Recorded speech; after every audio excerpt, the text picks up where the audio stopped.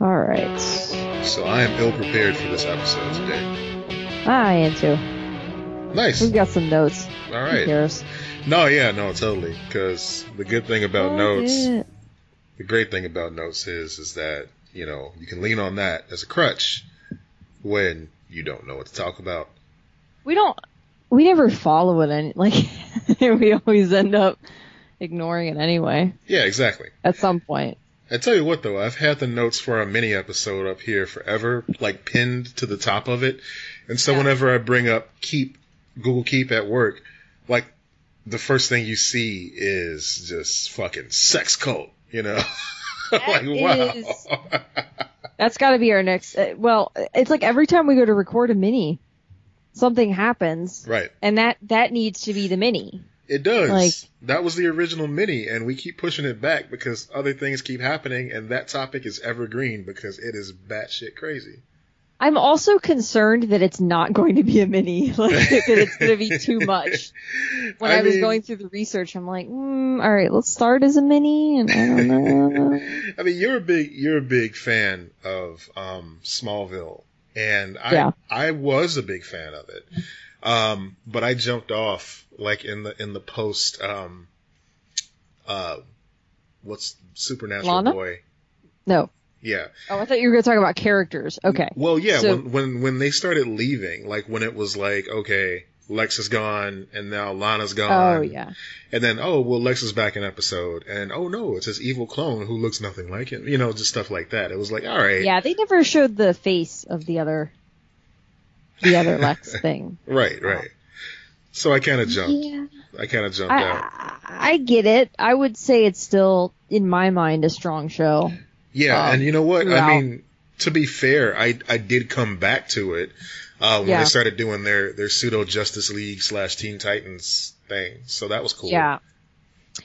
Yeah, I think it's a show too that holds up really well. Okay. Because I rewatched it recently. I still have a couple episodes of it that I haven't watched, so I haven't gotten to the finale. I think it holds up really well, looking at the Arrow and Flash and all of those shows, which is surprising because I thought it would be the opposite.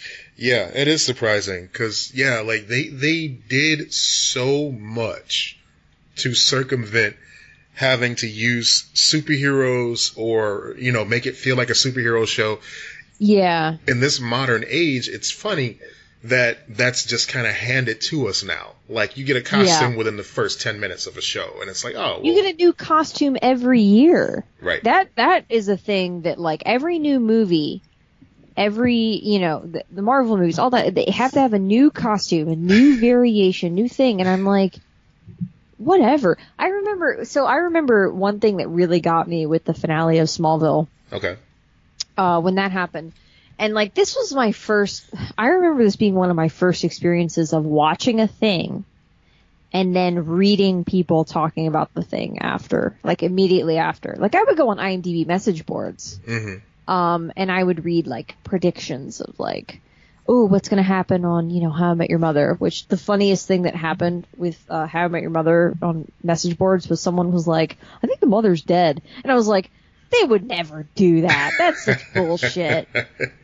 Anyway. And that person was the co-creator of the show. Yes, exactly.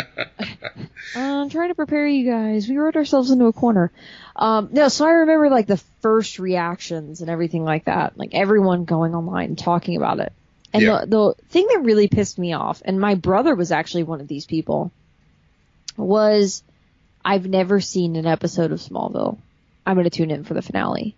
And then I'm going to give my opinions of what it is to me, which is, people were like, he was only in the suit for 2 seconds. He was like, and like, if I was a fan, I remember my brother saying, if I was a fan, I'd be disappointed. And I'm like, you're not a fan. Right. You have no clue what this show is about. You didn't watch it for 10 years.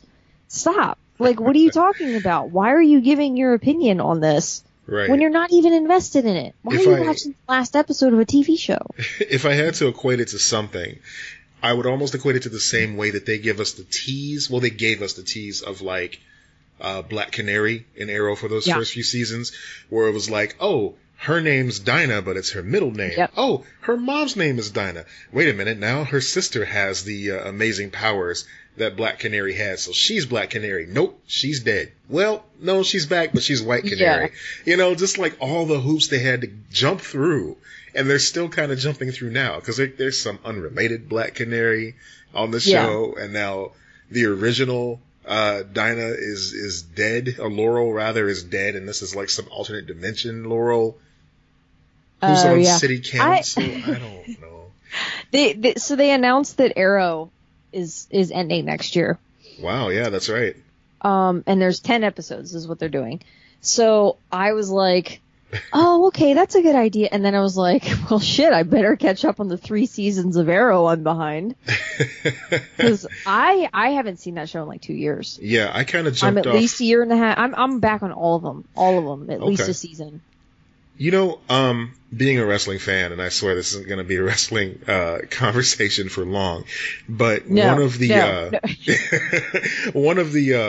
guest stars on Arrow is Cody Rhodes, who is part of a wrestling lineage. So his dad is the Hall of Famer many times over, Dusty Rhodes, who was, just this middle America kind of like overweight guy who, while he was just kind of a schlubby dude, he was like an everyman. So he really worked hard on that persona.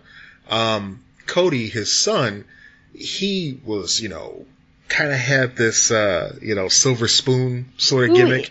Who does he play on that? He plays, Arrow? Oh my goodness. He's like, it's such a forgettable character too. I'm going to Google it because I need to know. I need a visual right now. Yeah. I mean, you'll recognize him right away, of course. But he was just kind of such an outsider, as far as like casting goes. But okay. I'm gonna circle back to it. So Cody, being the son of a wrestler. I don't remember this. Oh, okay. I remember him. I see him dressed up with, Stardust. Samson. Yeah. His name on the show is Derek Sampson.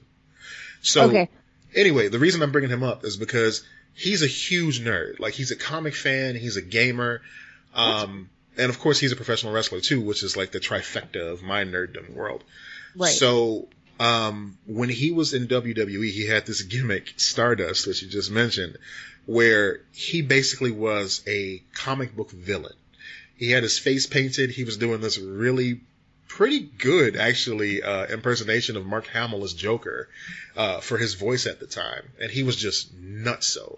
So he would come out in these different outfits and everything. And one WrestleMania, he came out as Mr. Sinister, from the X-Men. And it was so cool, and he caught the attention of Steve Amell. And, a few phone calls later, they became good friends, and all of a sudden, Steve Amell is showing up on WWE You Raw. keep calling him Steve Amell, and I'm like, I don't think he goes by that. Do you know Stephen Amell? Wait, is this where we announce that he's leaving Arrow to join our podcast? Ladies and gentlemen, I'm happy to announce. If only. He's going to have by the way, he's going to have a podcast within a year of leaving. You know what? He's probably going to be the long-awaited co-host of Michael Rosenbaum. Oh my gosh. No, what's going to happen is Anna Faris's network, because they picked up Rosenbaum. Did they? Yeah, so Rosenbaum, I was listening to his podcast right when it launched, basically, almost. And it was on for like a year. Mm-hmm. And they were doing YouTube videos, and it just was never really picking up. And Anna Faris had him on her podcast, and I guess they decided they want to launch a company. So Unqualified is now a network of podcasts.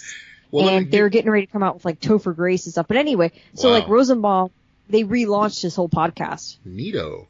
All right, I think Amel's going to be on there. Give me the floor for a second here, Lex. I want to send a personal message right now. I'm bored. Anna Faris. Thank you. First of all, thank you for listening to our show. I just want to put that out there because I know you have a lot of commitments that you have in your life. You are a mom. You are an amazing, I'm scared where you're going with this, comedic actress. And, my colleague here, Lex, and I, we're a burgeoning podcast. We're the type of scrappy underdog that would be perfect for your network. So, Anna, if you're looking for this type of show to fill a certain void on your network, please contact us. We're at Lex and Matt all over social media. So, just putting it out there. So next week, hey, maybe we'll have an announcement for you. Maybe not. I don't know. But Anna, I just want to say Whatever you're doing right now, you look beautiful today. You're brilliant. You're smart. You're funny. And I appreciate you in everything you do. All right, please.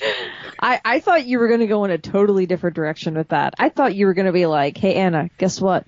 You made a good choice leaving that Chris. You picked the wrong Chris. Well, she did make a good choice. She knew Evans is single. She knew what we all were going to discover, eventually. So I'm still really conflicted about that. Really? About Pratt. Mm. Because I love Parks and Rec so much. Of course. And you know what? I mean, this is something that... I have no problem with his personal beliefs, but I really don't like that he belongs to that church. Right. Now, that's a problem I have with a lot of Christianity. Like, it's not your beliefs. I have no problems with your beliefs. It's what you guys rally against. What the hell, man? So, this is kind of another instance in a long line of personal information that we give out on the show from time to time, little nuggets. Oh, no. So, I used to be a deacon at a small Christian church on the south side of Chicago. What? Yeah, What? Buckle up. This is going to be fun. So I grew up in the church. I've addressed that before. My mom, I knew that. she was really pushing for me to become like a minister and that sort of thing, but I knew that wasn't for me. So, during about the time I was, first married, I was married to a preacher's daughter. And of course, being married to her meant that I had to become part of the church. So like I was all in, like 100% all in. I was like, okay, this is my life now. This is my direction. This is my path. I felt like it was the best decision for me at the time because I had been, rudderless and all that stuff. And of course, everyone has those moments. Yeah. And you know what? That's fine because it's self-discovery. It's just... Yeah. The next part gets kind of tricky. So, as I mentioned, I was a deacon. I was teaching Sunday school, and I made a lot of fun of it. I tried to make it as interesting as possible for the kids and everything. So, it was around the time that the first Incredible Hulk movie came out, or the first Hulk movie from Ang Lee came out. And so... Oh, remember when they let Ang Lee make a Hulk movie? Guys, what the fuck? No, we want to forget about that. We just acknowledge for a second that they let Ang Lee make a Hulk movie? That's fucking weird. But we're bearing the lead here, because here's where it gets really cheesy. So, around this time, I'm like, how can I, bring this into Bible studies? So, I took the trailer for the Hulk film, and I interspersed, like, footage of myself as Bruce Banner.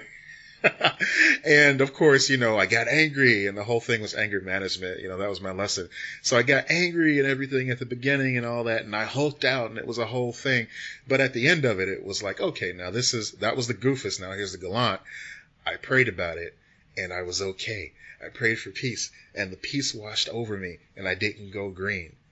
And then the world was destroyed because the Avengers didn't have a Hulk, so everybody kind of got screwed in that deal. So, the reason I bring it up is because, I wanted to tell that anecdote. But secondly, because, That's funny shit. We need to put that on YouTube. Oh, it's long gone, trust me. Good. Find it, Internet. Find it. Yes, Internet, I challenge you. If you can find this footage, by all means. Oh, you fucker. You should not have done that. By all means, go for it. That's a mistake. So, anyway, I mean, the dangerous thing about Christianity, and one reason why I soured to what I was doing at the time, was because of the emphasis on just, like, pestering people into agreeing with what you believe. Instead of having a conversation, you were, evangelizing. You were trying to save people because you have the answers. When in actuality, you just really have more questions. Right, everyone does. Right. So I have two questions. One, okay, so Kara, our friend Kara on Insta, she was saying, she was talking about, because we talked about church and school before. Mm-hmm. So she said, I'm still catching up on the show. But I went to a private school, K through 12, and always had chapel on Wednesdays, and it was a Lutheran school, if that makes a difference. Okay. So here's my question. One, did you have chapel on Wednesdays at this? Yeah, this was kind of... What was the denomination? This is kind of what we talked about last week with the whole Lutheran school thing, or, maybe the week before. I don't know. So your school was Lutheran as well as hers? original high school was Lutheran, and then Okay. 2 years in, I transferred to a Catholic school. But while I was at Gotcha. Luther High School South, which unfortunately has closed down, also home of rapper Common, he graduated from there as well, and Archie Easter, works for Wargaming West right here in Chicago. So we had chapel on Wednesdays. That was the thing. Yeah. Every Wednesday Okay. we had chapel. I didn't know it was a Lutheran school thing. I thought it was just our school randomly chose Wednesday. So that tracks. Because the one that I went to was like more Baptist leaning. So guys, help us figure this out. We need to figure this out. So when you were the deacon, Yes. what was it again? Did you say already the denomination? Oh, the denomination. It was Church of God in Christ, which is usually shortened to COGIC. It's a kind of an offshoot of like Cujo, got it. Yeah. It's kind of an offshoot of the Southern Baptist type of vibe, you know? I'm guessing it was very like anti-gay. You know what? Okay, we're about to go into the deep end of the pool. It's okay. Here. You're not in it anymore. Well, kinda. I mean, my family is deep into it, so out of That's respect, a lot of times I don't fucking know them. I don't care. Yeah, well, when you come to town, it's gonna be kind of uncomfortable now. Nobody listens. It's fine. Nobody listens. No one's listening. Nobody. I mean, people listen, but none of our family members listen. Who wants to listen to us? They have to deal with us all the time. That's harmful. Exactly. Shout out to Kara J though. Thank you for writing and listening. Yeah. But let me just get back to it then. So basically, it's a little hypocritical the way that homosexuality is treated.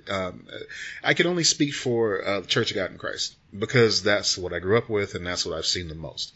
It's a little bit hypocritical because in the church we have. It's a lot hypocritical. Continue. Yeah, it's what we have is called a minister of music. So this is the person that chooses the music that's sang by the choir on Sunday, gets all the arrangements in order, that sort of thing.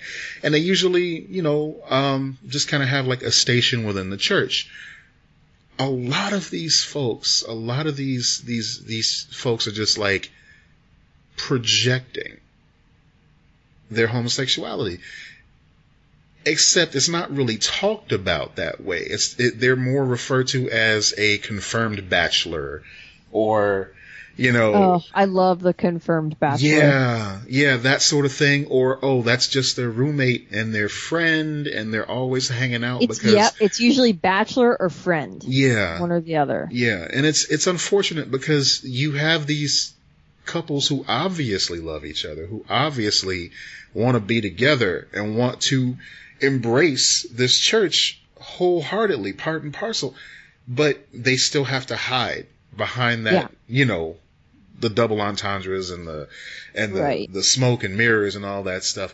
Because even though they both love the same God, it's communicated to them that God frowns upon what they're doing. And I think that's one of the saddest things.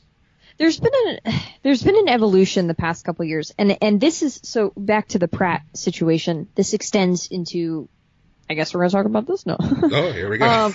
No. This extends into what just happened with the Methodist Church. So let me explain real quick. So in the past couple of years, it's switched over a little bit. There's been a bit of a shift, not in every church, but in a lot of these churches, where they're now saying what they've said about other things in the past, which is like, I'm against the sin, not the sinner. Right. Like this, you're still welcome at our church. So basically now what Pratt was saying is everyone's welcome at our church. Like that, like at the church that I attend. That's what he was talking about. Mm-hmm. And that's technically true for a lot of these churches. That does not mean they accept you. That does not mean, I literally had someone say to me the other day, like straight to my face, like, I'm not exact quoting because it's, a conversation I had, but it was like, well, I still believe in the Bible and I still believe you're going to hell if you're, if you're gay, but but like, I'm not judging people. I don't think the government should be involved in like marriage and everything, like all of these things. Like, that's just my personal belief. And I'm like, you just said that to my face, but okay. And I was, and like, I like that, the evolution of even just a couple of years of going, well, I don't think the government should say who and who should get married. I'm like, okay, well, that's some progress. But, like, it's still, you know, for Pratt to say that, and that's why Ellen Page called him out on it. Yeah. And he kind of came back with, like, everyone's welcome in our church. I've never seen anyone. And I'm like, yeah, they welcome you in. Of course they welcome you in. And then they tell you that you're, you know, like you're saying, like, that you're not welcome, like, as you are. Right. It's not come as you are. It's become us. Yes. You know? Yeah. And so what just happened with the Methodist Church, for anyone who doesn't know, and this was a whole thing with my family where they were having discussions and everything like that, was they had a conference. And most of my family is Methodist, with the exception of, like, people on my mother's side who are Catholic, like my dad's side, and my brother who switched to Methodist. Like, they're all Methodist. So, and my brother is a Methodist preacher. Mm-hmm. And I feel okay saying that because we have different last names. We have different parents. So I'm like, I'm not, you know, blowing up his name or anything like that. Don't go looking for him. He doesn't have my name. So he's in the church. They were discussing the church. My grandparents have been heavily involved in the church for a very long time. And what just happened was the Methodist Church has always been pretty progressive about things. Women are heavily involved in, you know, the church itself, in doing things. Like, there's United Methodist Women. They've always been very progressive on race, as far as I know, of having a lot of pastors who are black, and more equality on that front. So, like, I've always grown up hearing, like, Methodists are progressive, more progressive. And so they had this conference, and it was basically the decision of, should we allow gay marriage and gay pastors? LGBT, using the entire umbrella. I said gay, but you understand, I mean LGBT. I mean, that's even a start just for them, just to even acknowledge gay. Yes. You know? Yes. Yeah. So currently, you know, obviously you're all are welcome in the church. That thing. That's their current stance.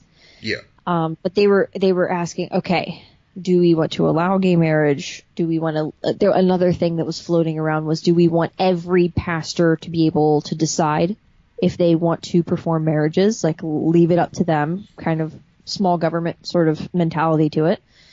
And so they had a schism in the church. Oh. There are a lot of LGBT people and advocates and allies who were saying, we do this or we're leaving. We're leaving United Methodist. Yeah. And then you had a whole other section, which there are people, it's not just in Africa, but the Methodist movement is huge in Africa and continues to grow. It's like the fastest growing in that area or something along those lines, from what my grandparents told me. And so they said, you do this, we're gone. If you allow gay marriage, if you allow gay people to be pastors, we're gone. We're done with you. Okay. So they were trapped, basically. They said, you know, one way or another, they're going to lose people. This is a schism within the church. Mm-hmm. And they, you know, my grandparents and my dad, they were like, oh, I think it'd be crazy if they didn't do it. Like, at this point, why wouldn't they? And I was just sitting back going, no, they're not going to allow this. They're not going to do it. It's just not going to happen. They're not going to allow it.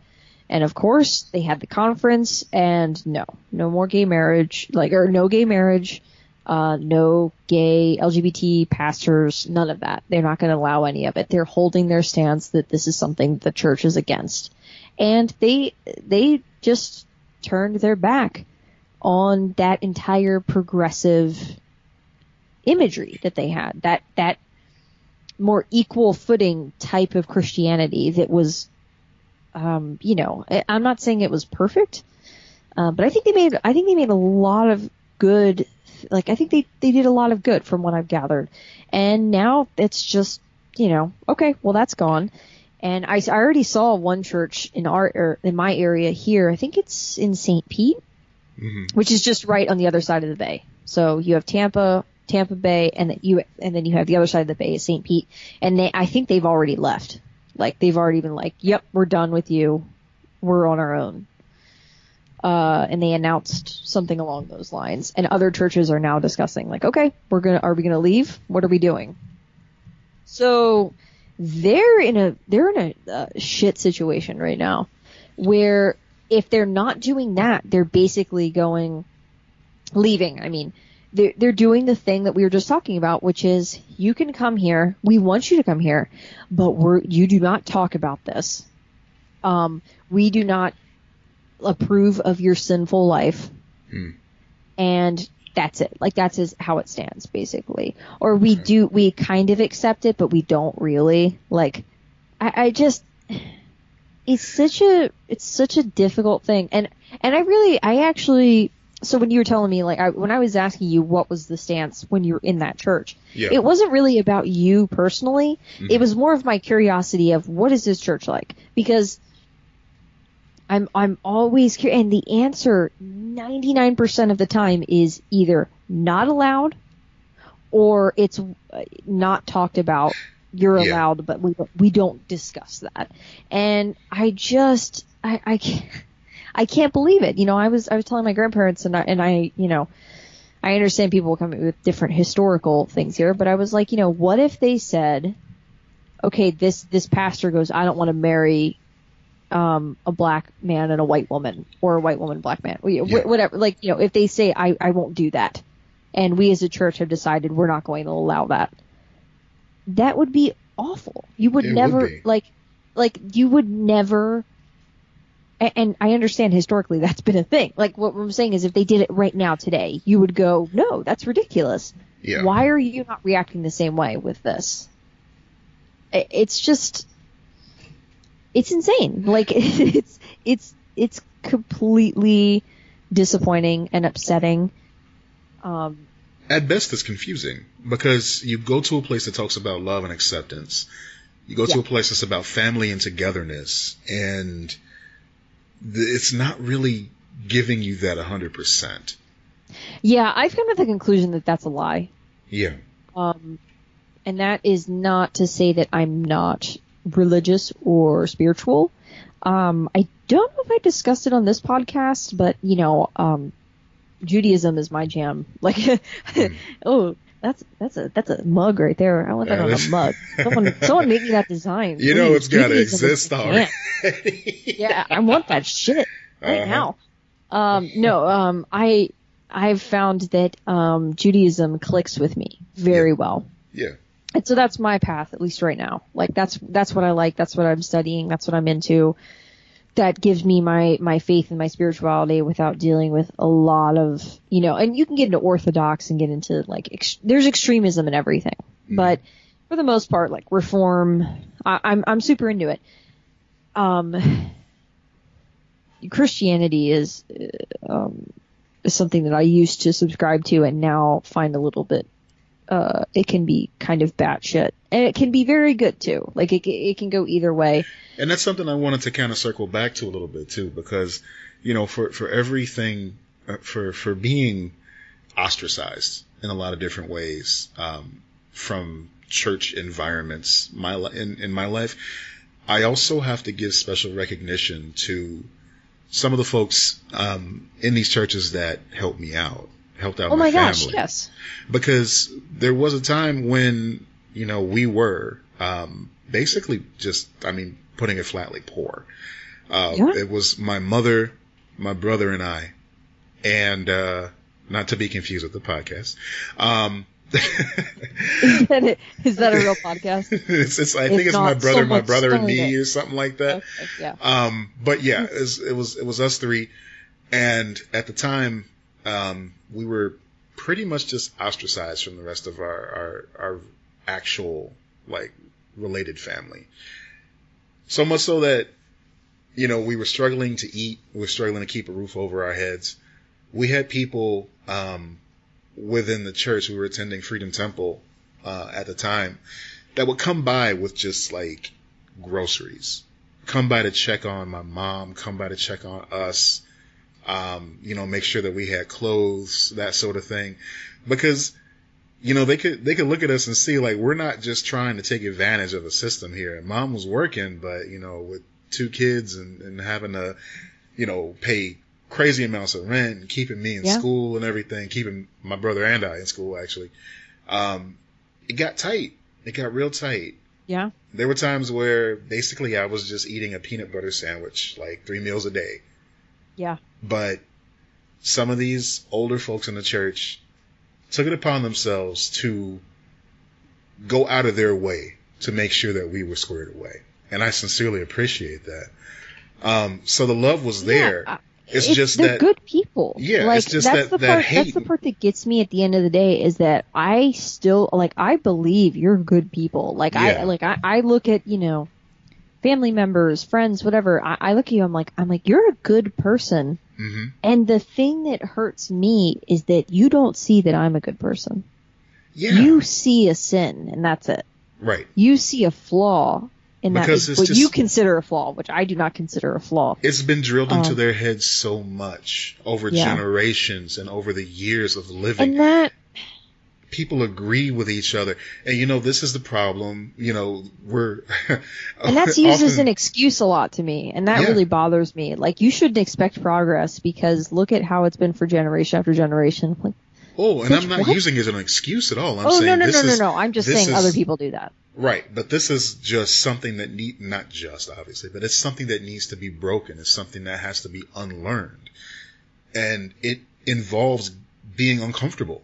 Having conversations like this, having conversations and being around people that you're not really comfortable with, you got to step out of your bubble sometimes. Yeah. The absolute And- best things in life come when you do that. Exactly. When you step out and you're like, I never thought of it that. Like, and it's weird how it does make you go, even if you don't really believe it, there's something in the back of your mind that goes, yeah. A good example is, I've talked to my friend Allie about this, that I'll see a book Mm-hmm. on the shelf and it'll be about atheism, or maybe it's something like slightly satanic or something like that. And I'll have this, kind of like old Catholic grandmother thing of like, don't even touch it. And it's not my grandmother who I was speaking of before. This is the grandmother who's passed, who was, much older, and she had an influence on me because she would babysit me a lot. So she would take me to church and everything like that. I have that old school, like, don't touch it, don't look at it, don't do, like that.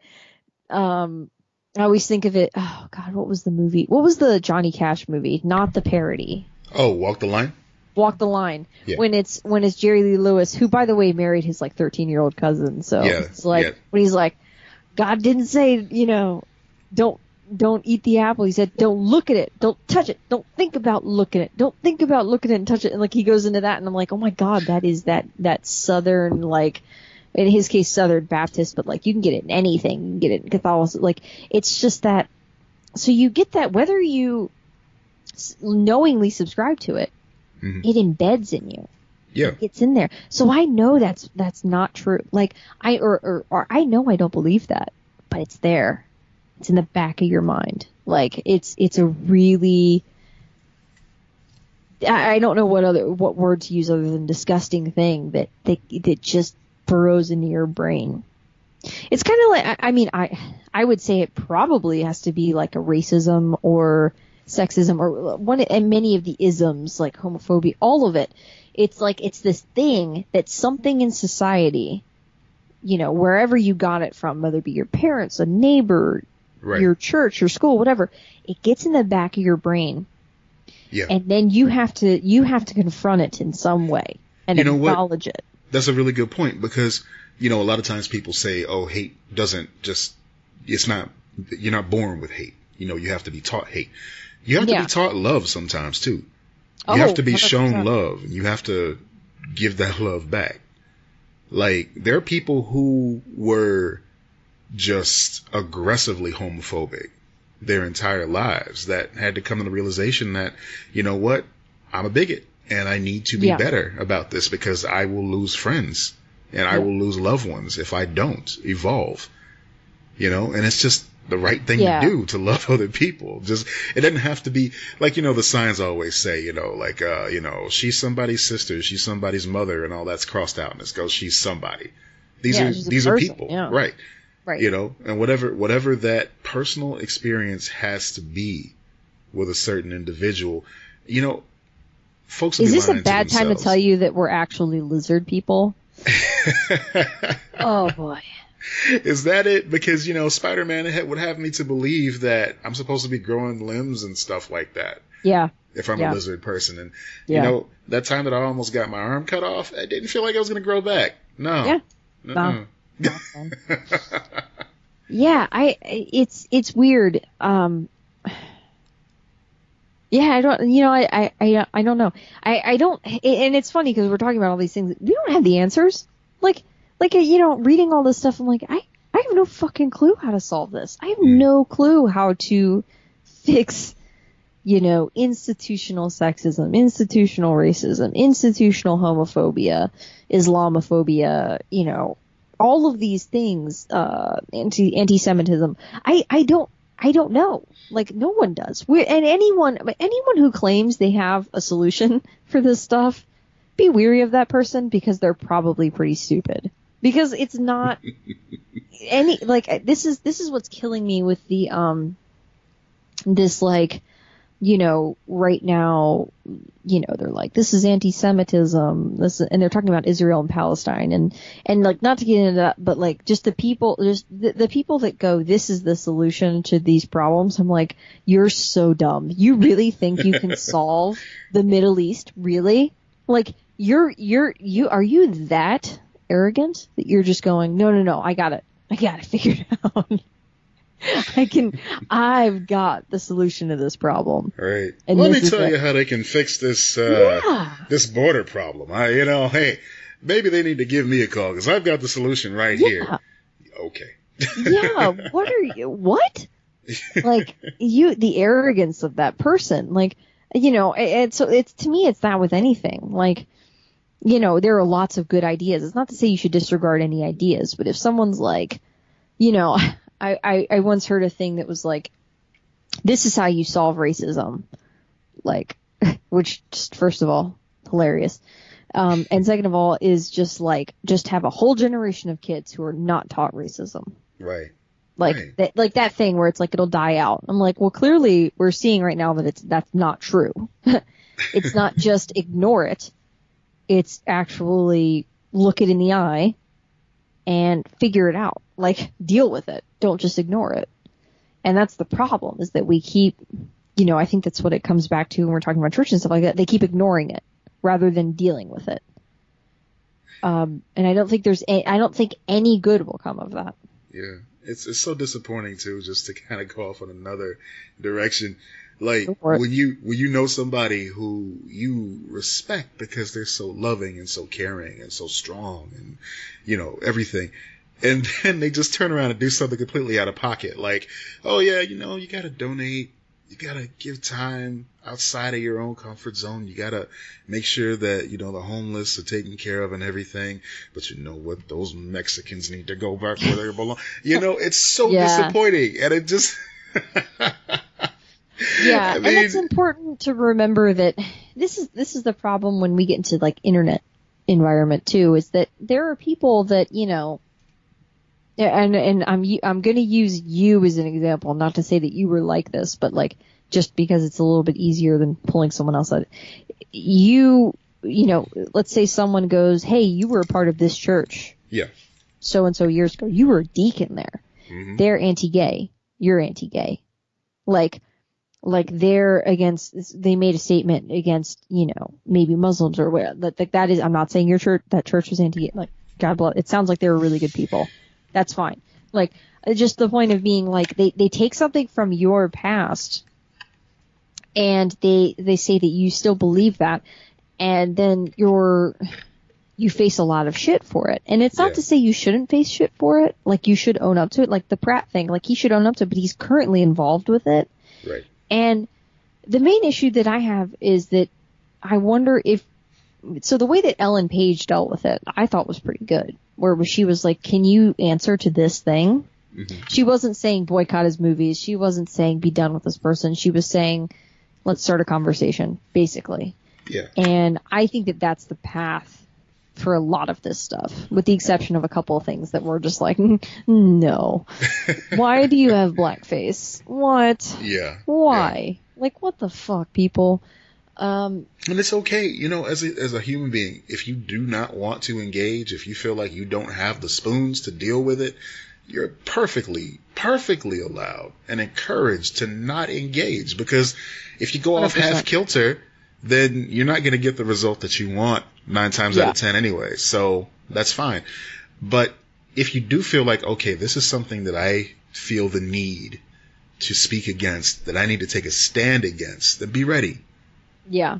You know? Do you think that, so talking about all of this, do you think that like our culture, we've created a thing where like maybe people who are involved in that atmosphere don't feel like they can get out because they feel like, well, I'm already damned. Like in the sense of like we've gone, you're canceled, you're done, you're so and so. Do you think, because digging in is a thing and it concerns me. Oh, for sure. You double down. It's oh man, you know what? I was listening to Harmontown, and he had Adam Conover from Adam Ruins Everything on. Yeah.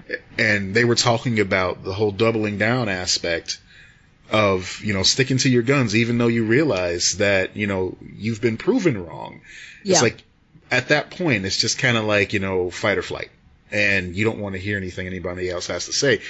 For instance, you see all these polls coming out lately, stating that even if it's proven that Trump was in bed with the Russians and that the whole election was manipulated, that there's a good percentage of people in this country that do not care.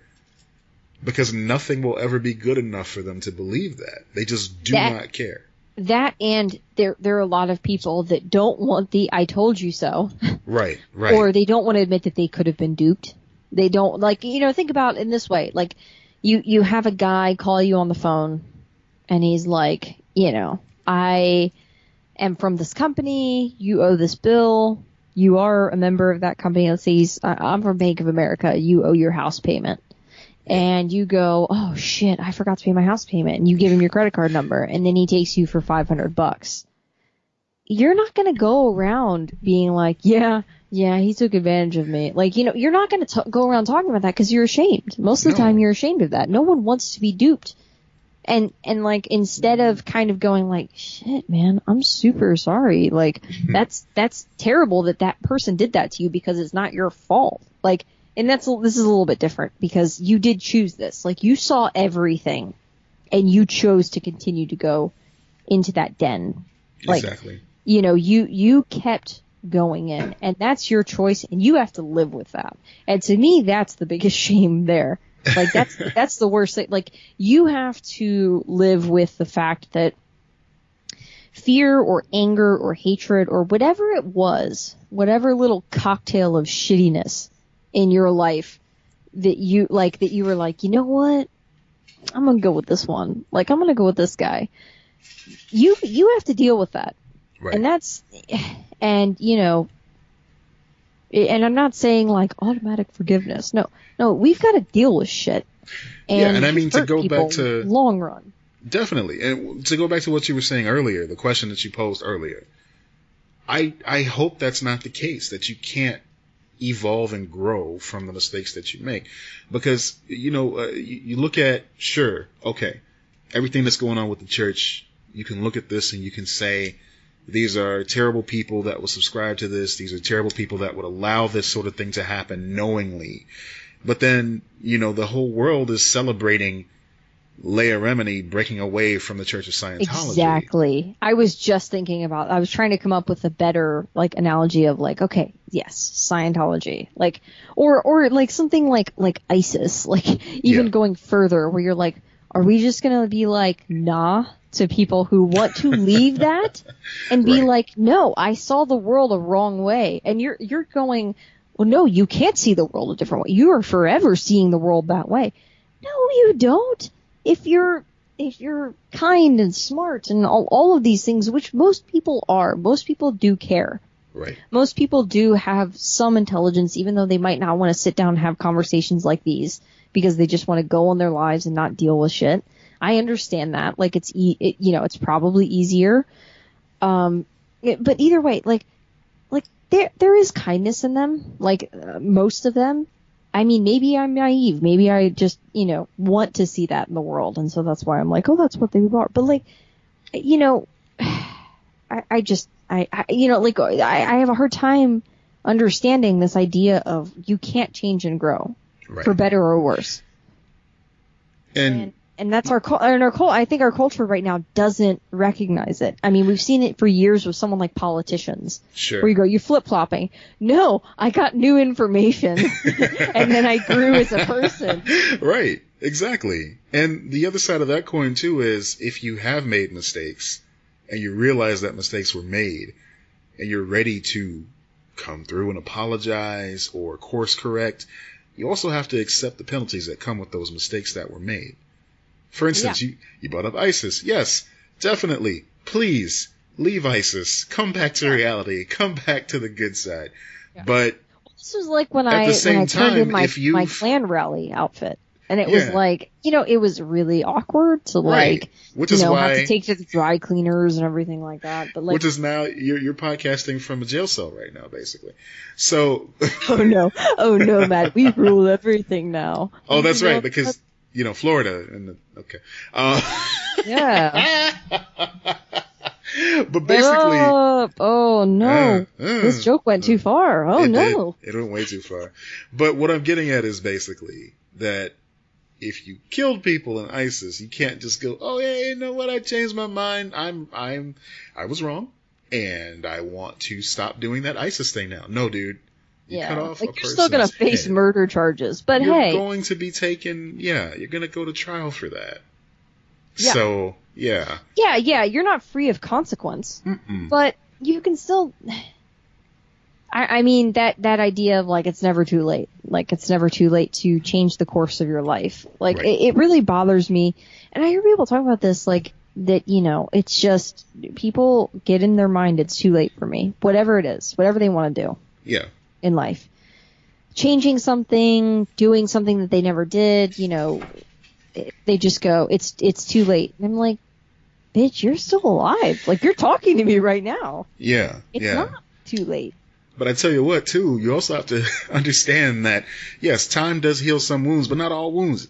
You look at what happened with the whole, with the Me Too movement a couple years back and how it looked like, okay, we're on a path where the entertainment industry will not accept men that do this sort of thing anymore. Yeah. But Louis C.K., heartfelt apology, sorry, I made mistakes, blah, blah, blah, came right back. Started trying to do stand-up again. He's still facing shit, though. He's getting booed at these shows. I mean, he should be. I mean, that's no, fine. I know. I'm just saying, I don't know if he's been let off the hook. But what I'm getting at is the fact that he thinks he's like past that now enough to go back and start doing stand-up once again, just like, oh yeah, I'm just an up-and-coming comic, I have a question based on this Me Too stuff. Have you watched the Michael Jackson documentary? Oh, you know what? I haven't.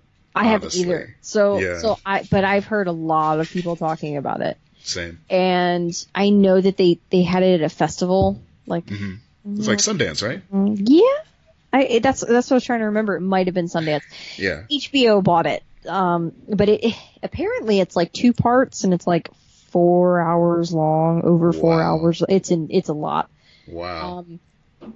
And I don't know if that's 4 hours for each one or 4 hours overall or what. I mean, I would assume it's 4 hours overall, but they screened it there and people were like, cause they had an intermission.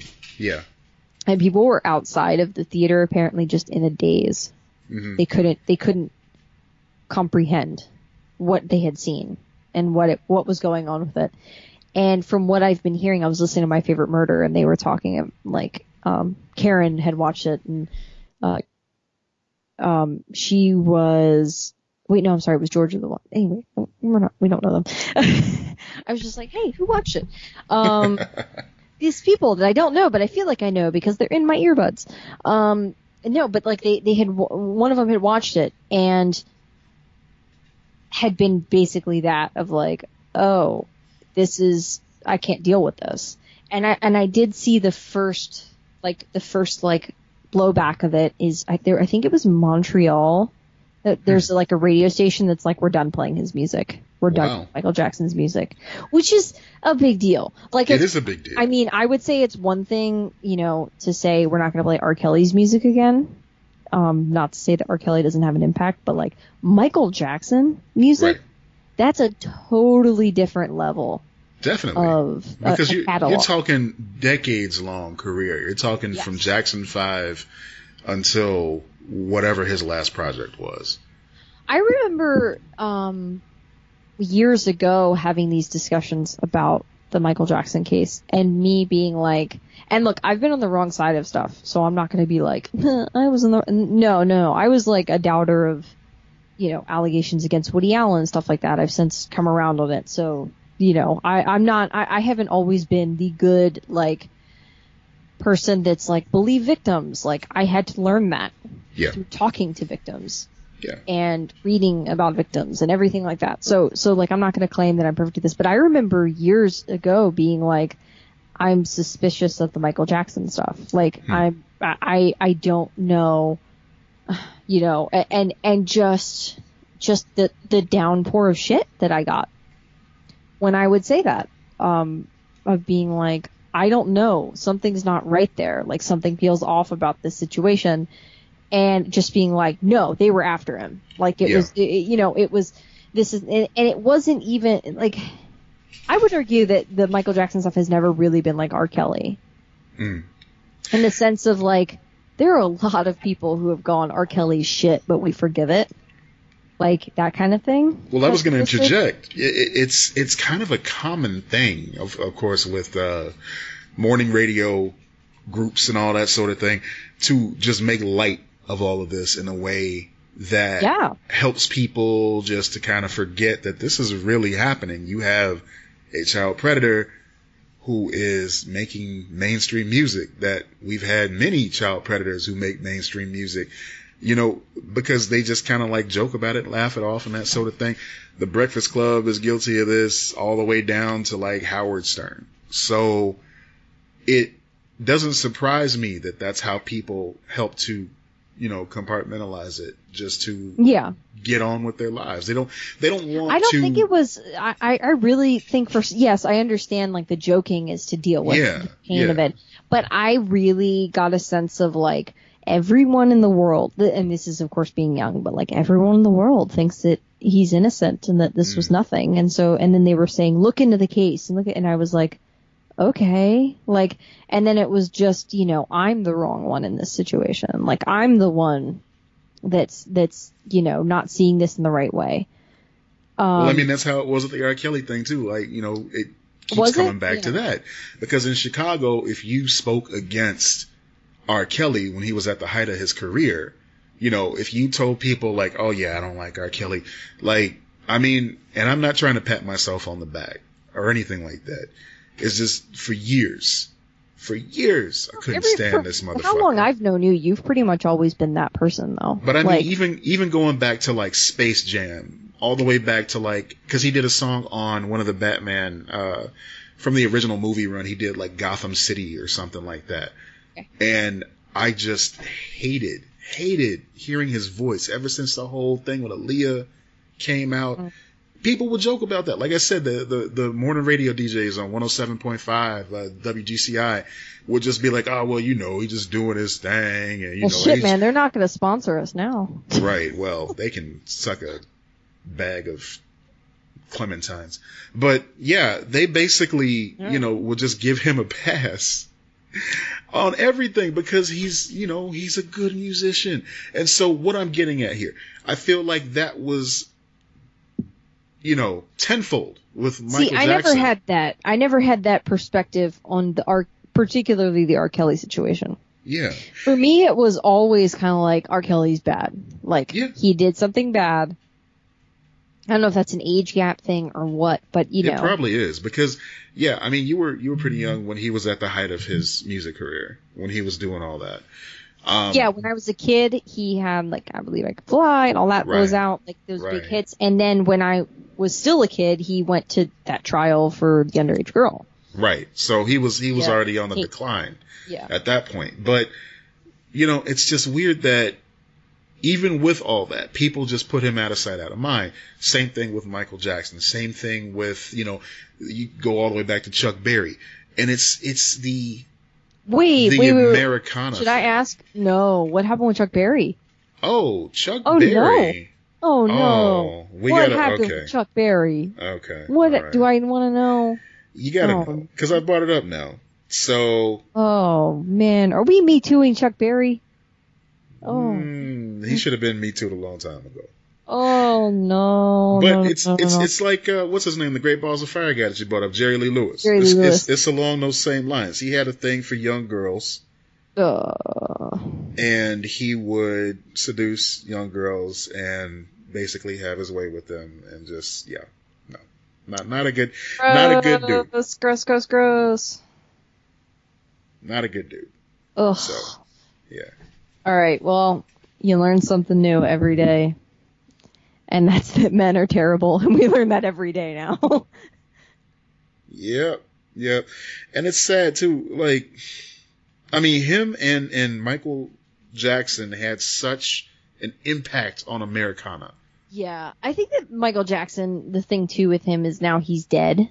Yeah. So that adds another layer onto it of, like, because there's that thing where, like, don't speak ill of the dead.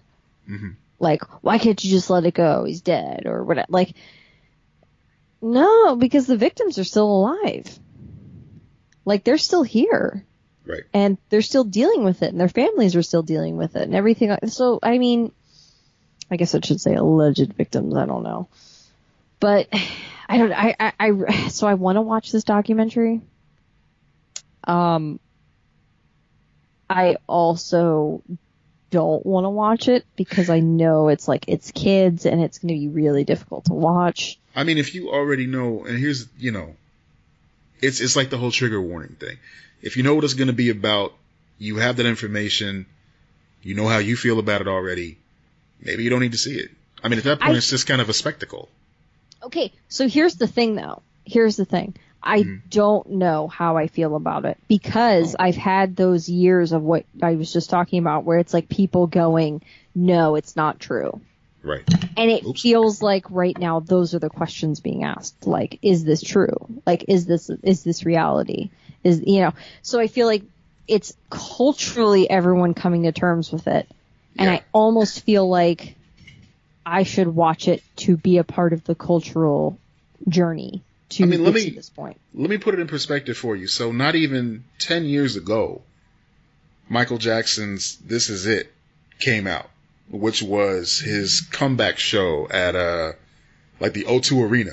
It was out on DVD. Everybody who was a Michael Jackson fan, even peripherally, was so into this. Oh yeah, I was in high school. It was the worst. To make it even more recent, like the Cirque du Soleil in Vegas is still performing the Michael Jackson tribute show. Yeah. At the Mandalay Bay Hotel. So, I mean, yeah, there's still people who are celebrating this dude. It's like he's just totally clean. Yeah. And it's one of those things where it's like, I don't know. I feel like also so many years of celebrity journalism type of stuff has made me go like, what am I supposed to believe here? Yeah. I mean, also let's just talk about this for a second. You're telling me no matter what, like across the board, where you stand on this, like whether you believe did it, didn't do it, this and that. You're telling me that a dude that dangles a baby out of a window is sane? Like you're trying to tell me that those little baby legs hanging off of a ledge, like that wasn't like absolutely nuts? That you didn't lose your shit watching that video? Listen, like, what? There's a lot that this country is able to turn a blind eye to. For instance, a man basically on a tour bus saying, grab him by the pussy, is now our president. This same man just 2 days ago It's the same man 2 days ago had a conversation with Tim Cook of Apple and referred to him as Tim Apple. Yeah, Tim Apple. Yeah. Is that Johnny Appleseed's cousin? He's the son of Apple founder Steve Apple. Oh, is that what he thought? No. I didn't watch the video. You know what the fucking sad part is I thought that was true. You could have said, yeah, that's what he thought, and I would have been like, yep, shit, that checks out. What year is it? Okay, yeah, that checks out.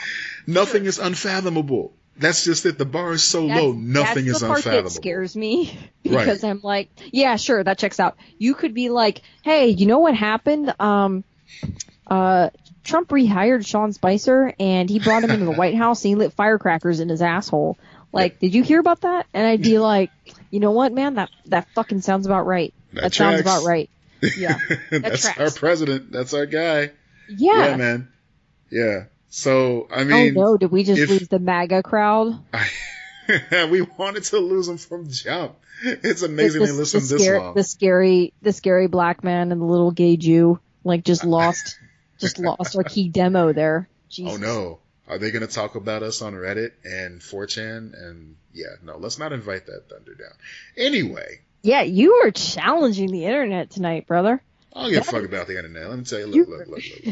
Let me tell you what. I don't give a fuck about y'all. I'm tell you something I've been telling people lately. I told you. I told Jonesy. Fuck them. That's it. 2019 catchphrase. Fuck them.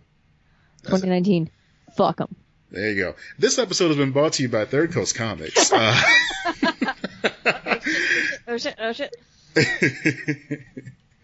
No, but man, you know, I really was enjoying our talk about comics at the beginning of the episode, and somehow we got all the way around the block. I don't know how this happened, but here we are. I think it's safe to say it's my fault.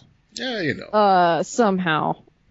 I'm not apologizing. No, please don't. No, I just said it was my. I acknowledge it. I will never apologize for it. This is why people tune in.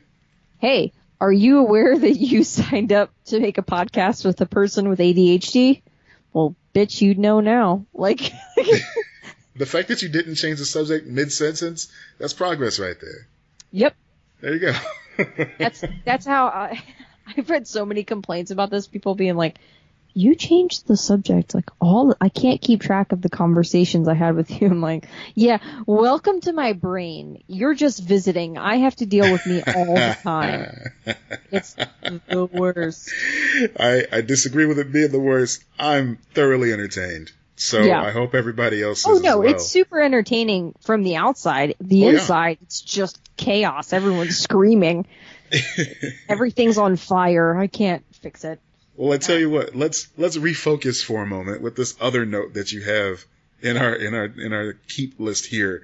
Another comment from a listener, I believe. Yes. Oh, I didn't realize that was the cue for me to read it. Yes. Okay. Because you know more. You know the context of this. I don't. I do know the context of it, and it would make sense for me to read it. That does not mean I know what I'm doing. In any way, in any point of life. Okay, so I think this was the last episode. Okay. Yes, it was, because we were talking about the Oscars. And, we were talking about, what was it that Lady Gaga, her tan. Yeah. How Lady Gaga had the tan. Mm-hmm. And then it was like, don't cut your bangs. Right. You get a breakup, don't cut your bangs. Because that's just, so I posted on our Facebook page, Lex and Matt's Excellent Adventure. This person that I follow, Glennon Doyle, I just like her ideas and stuff like that. She posted this thing. It was a long post, and that wasn't the point of it, though. The point of it that I shared was the meme that was basically like, no matter what you're going through in life right now, don't cut your bangs. And I was like, oh my God, I just talked about this. So I posted it on our page, and Jacqueline, I'm not going to read last name because I don't know if someone wants her last name read, but she commented, she was like, what if one doesn't have bangs? I haven't had them since high school and I don't want them again, which is what she meant was like, because it does sound weird. It sounds like don't cut your bangs. And that makes it sound like, what you're trying to say is don't get bangs. Like don't get them in the first place. And so like my response to that is, okay, you're living your life right. You're not going to get bangs again. Okay? Good choice. Good job. Don't. So the moral of the story is, if you do not have bangs, yes, do not cut them. If you have bangs and you're like, I think I should cut my bangs again because like I'm gonna like it this time, and you've been growing them out and it's super frustrating to grow them out. No, keep going, keep growing them out because look, it's a mistake, and you need to learn from it and you need to move forward. We just talked about change and growth, and you can do it. I believe in you, friends. So that's what that meant. That's right. I meant don't actually get bangs. So we're going to transition because this is a good transition. Speaking of bangs. Yes. Have you seen this show? Do you have Hulu anymore? My Hulu's gone. Hulu's long gone. Okay, I'm going to get you on Hulu. Okay. So there's this show on Hulu, and it's a Hulu original.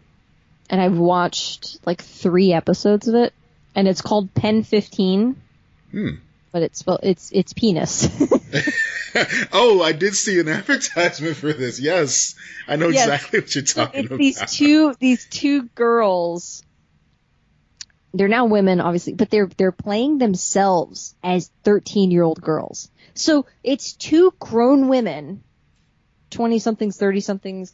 I don't know their exact ages. They're playing themselves in early 2000s. As 13-year-olds, and the entire cast around them of their peers, so the guys that they like, the girls that they're fighting with, their best friends, whatever, are 13-year-old kids, actors. So they're these grown-ass women playing themselves as they were when they were 13. Oh, and neat. there's yes. So it's kind of like Wet Hot American Summer in that way. Yes. Okay. But was Wet Hot American Summer, were their castmates around them the right age, or were they older? No. Just older people playing like incredibly noticeably younger characters. Yes. So it's that exact thing. But what they did was all of the other cast members are kids, actual 13-year-old kids. So it looks and feels even more awkward and weird, which is perfect because they're playing 13-year-olds. And this fucking show, oh my god. I've only watched a couple episodes of it. The premise, the writing, all of the nostalgia feels that you get from it, while simultaneously going, this is the worst fucking time in everyone's life, and someone is acknowledging it on screen. Thank God. There's an entire episode, and I think this might even be the 2nd episode of the show, which is insane, where one of the girls discovers masturbating. No. And is well, first of all, female masturbation is not a thing covered on just, and it is just hilarious. I was dying laughing. It is so funny. It is so, like, I mean, it feels so real too. Like, just unbelievably good. I really do need you to watch this show. So you're gonna get some Hulu access. My account. Cool. And then we can talk about it on a future episode. No. So I just want to talk about the show because I'm like, oh my god, people need to be watching. Because I also want them to get more seasons. Like, I want it to be, I want it to keep going. Like, even though I've only seen like 3, like 2 or 3 episodes, whatever, I'm already sold on the show. I'm like, this is weird and hilarious, and it deals with like being a girl, and like, I just, it's so good. I love it. Just the stupid things like you remember when someone smoked for the first time around you, like a peer had a cigarette, and it was like, oh my god, they have a cigarette. And now you don't even think about things like that. You don't. Right. You just go through your life. Someone is, I walk on the campus at school, and like, right before you, like in the car, that someone is smoking a cigarette. You don't think about that. Like, you don't think twice, but there was a time in your life where that was the most controversial thing of the week. And that was all everyone would whisper about and talk about. Like, oh my god, so-and-so smoked a cigarette. Or they snuck a beer. Like, can you believe they got beer. And most of it wasn't even true either. Like, it was just like someone made it up. But it's it's that feeling of being so young and so dumb and awkward and weird and funny. It's just, there's something really special about it. And I'm just like, I'm like, guys, if you have Hulu, which you should, because Hulu is amazing. Yes. Sponsor us. I mean, yes, it is. Yes. You and I can fight about this all day long. Hulu's awesome. Right. I don't understand why people don't get into Hulu. It has current shows and past shows. Like, it has all of the things. I'm watching 30 Rock and This Is Us every week. I'm watching all the things. But yeah, like, if you have Hulu, you should be watching this show. It's hilarious. I'm gonna make. So that's cool. Now I gotta tell you, I finally took your advice about a show that you've been asking me to watch for quite some time. Yes, which was Schitt's Creek. And that show, that's a good show. That's really good, man. Like, so now you get the context, and I feel like I might have told you this before, but my dad, his favorite thing now, because I watched the show with my dad, is to go, Alexis, from a different room. He's calling me. He's like, Alexis, I need your help. Like, he will do a full on Moira Rose impression. Man. When he's saying my name, because my full name is Alexis, and so my family, like, everyone, I was like, oh wait, no, people don't know that. So, like, Lex is a nickname that I got, like, right out of high school when I made friends in comic book shops and everything like that. But so my friends all call me Lex, but my family all calls me Alexis. So my dad, you know, he never calls me Lex. The only time he uses the term Lex is if he's at, this is the funny thing, if he goes to a restaurant and you have to give your name, his name's Mike.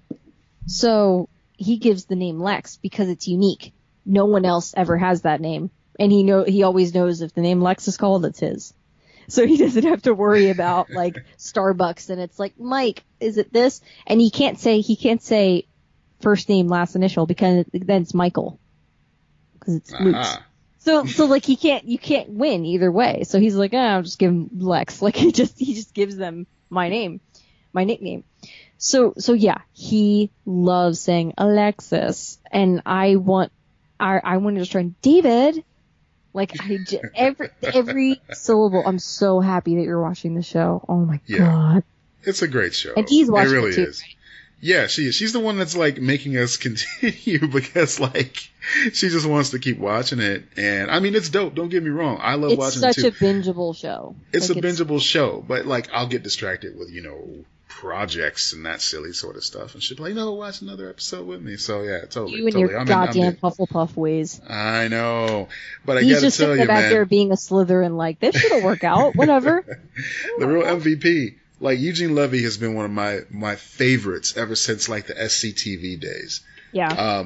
Like, SCTV was a great sketch comedy show. I saw it on Nick at Night. I guess it used to come on, like, NBC when it was first run.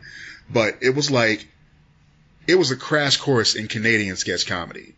And it just, like... That Canadian sketch comedy is good. It's gold. Like, it's got such, like, heart to it. It's amazing. Like, even if they're all doing despicable things or being sarcastic, there's still, like, this earnestness and this heart that you don't find anywhere else.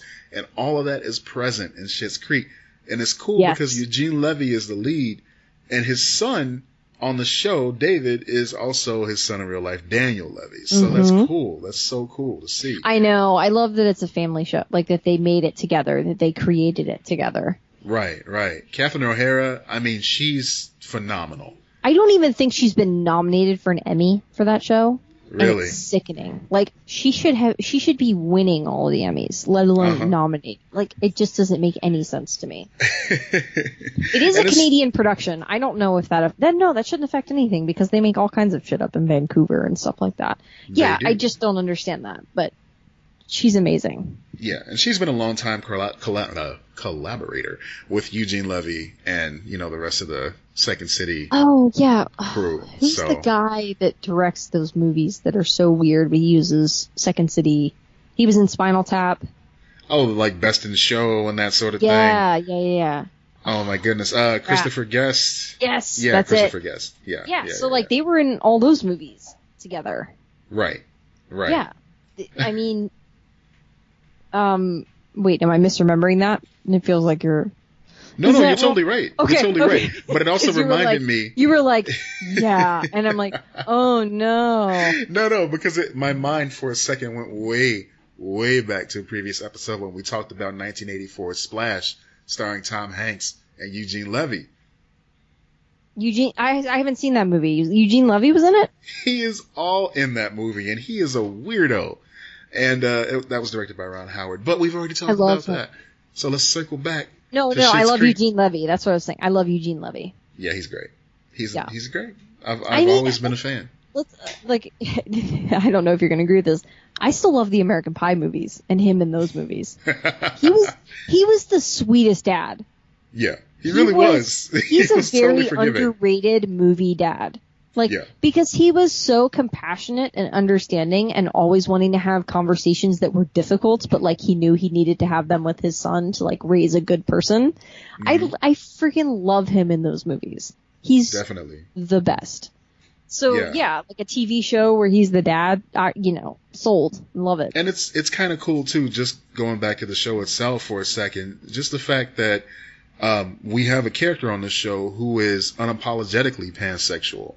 And it's depicted in such a way that I personally have never seen on TV before, especially on something that's a comedy, and he's never the butt of the joke. Never. Because of his sexuality. I mean, he's the butt of the joke, don't get me wrong, because he's the butt of the joke for his outfits that he wears, which is ridiculous. I'm folding my knits. Yes. When he loses his shit because he's folding his knitted clothing, I'm like, yeah, no, that checks out. That is I feel personally attacked right now, but okay. Yeah. It's funny too because I even loved him, Eugene Levy, in that movie where Queen Latifah and Steve Martin were hooking up. Bringing Down the House, yes. Oh, they were hooking up in that movie? Yes, they were. I don't remember that movie enough. It was a great movie. I mean, I'm sure it didn't age well. That. But, yeah. It was good at the time. I need to revisit that one. I don't remember that movie. I was thinking of the one where she thinks she's dying. I don't remember which one that was. There was a string of Queen Latifah movies that were hit or miss. It was either really good, oh my gosh, you're in Chicago and you're amazing, or it was you're going to a ski resort because you're dying. Wait, what? Huh? We can go back even further than that. We can go all the way back to, oh my goodness, now I'm drawing a blank. This is not good, man. I'm going to cut all this. Keep talking. It'll come out eventually. Okay. I might even just leave this blank so people can fill it in. Girls Trip. Tell us the movie that he gave you zero context of. Yes. Win a prize. All right. You don't have prizes. Get 10% off your comics at Third Coast Comics. Get 10% off your comics at Third Coast Comics. If you guess. No, let me rephrase that. Get 10% off of graphic novels mentioned on the show at Third Coast Comics. Yeah, see, I can't even get the legal right. Don't listen to me. Okay, because I gave such a terrible clue, I'm just going to go ahead talking about the classic Set It Off, starring Queen Latifah, Vivica Fox, Jada Pinkett Smith. I said Vivica Fox already, but she deserves a second mention. Kimberly Elise. This was the first movie I saw where four women were just bad, just doing it for themselves. Directed by F. Gary Gray, legendary director. I'm telling you, this is so it's called Set It Off. It's called Set It Off, and it's about four women who are cleaning crew that get together to pull off a heist. Oh shit! Yep. I am looking this up right now to add to whatever queue I need to add it to watch it. This sounds crazy. It's good stuff. I've never seen this. Yep. So F. Gary Gray also directed The Fate of the Furious. Oh, of course, straight out of Compton. And he was... oh, yes. Oh, my gosh. How did he not win Best Director for that movie? Let's just throw that out there. I'm saying... he was great. I mean, he not only was great, he is great. So yeah, but that movie in particular, it doesn't make any sense to me. I don't even know, was he even nominated for that movie? did he even get the recognition that far? Because he should have won. Like, that movie is a masterpiece. It's so good. He won some awards for it, but not like an Oscar. Oh, hey, guess what? I'm thinking of a different movie. Uh-oh. That movie was good. Okay. But I mean, his resume is just amazing. It's immaculate because he got Friday, he got Set It Off, as I mentioned. He's done he did The Fate of the Furious, which is one of the better Fast and the Furious movies. He did The Negotiator with Samuel L. Jackson, which is great flick. I'm gonna say the movie that I was thinking of. Okay. And look, you can call me racist on this one. I understand. I was going to do that. I was thinking of Boys in the Hood. Okay, yeah. And John Singleton. And I was like, why didn't he win an Oscar for that movie? He was nominated. I'm sorry, but John Singleton was nominated for writing and directing. He did not win either one, which is stupid. I am not taking anything away from Straight Outta Compton. That was a great movie. That was a different thing, though. That was about the thing. Yeah. Oh, no. Yeah. So this is going to end well for me. This one's going to come back to bite me. Someone's going to dig this up when you start your political campaign. Just be ready. Just be ready for it. It's fine. Oh, I'm already dead in the water if I want to get into politics. Are you kidding me? I mean, if AOC gets called out for her dancing videos. How long did we talk about Pornhub? Seriously? Oh, yeah, that was over. Yeah.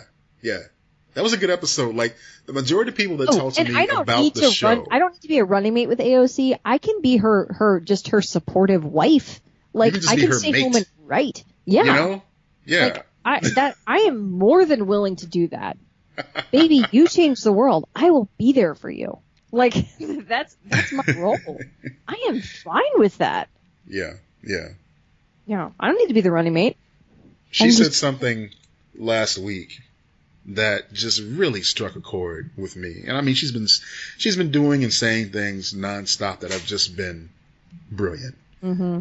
But, someone tried to call her out for, riding around in her aunt's minivan while trying to talk about how we need clean air and how we need to do things to improve our environment. Mm-hmm. And first of all, it's her auntie. It's her tia. Secondly, it's carpooling. Yeah. It's literally one of the things you should be doing. It's one of the things. But they called her out for that and flying on airplanes and stuff like that. And she's like, look, you can still be part of the world and want to see change in it. Yeah. And I thought that was just the sweetest way of putting it. I thought it was the sweetest way of just basically saying, quit your bullshit. Yeah. And you still have to function. Like, she still has to do these things to help change the world. Like, she's not going to tie an arm behind her back so you can get the one up on her. No. Yeah. No. You don't win that easy. Sorry. Nah, son. Fuck 'em. Nah, son. Fuck 'em. And she's got a comic book coming out, too, by the way, from Devil's Due. That's cool.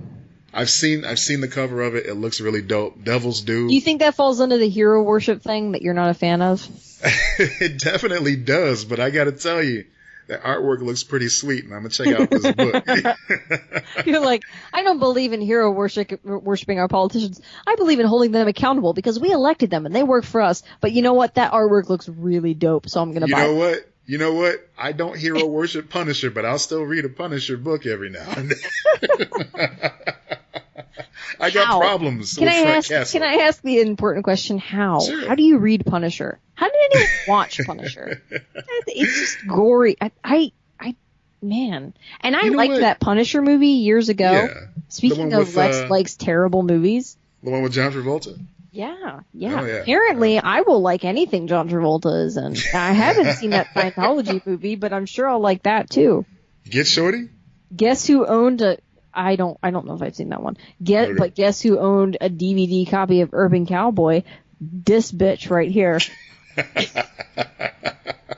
That's the name of the episode right there. This bitch right here. We can't cuss though. We gotta beep it out. Oh, that's right. We don't want to get delisted. We can. I'm sure we could put a little asterisk, but yeah. Sure.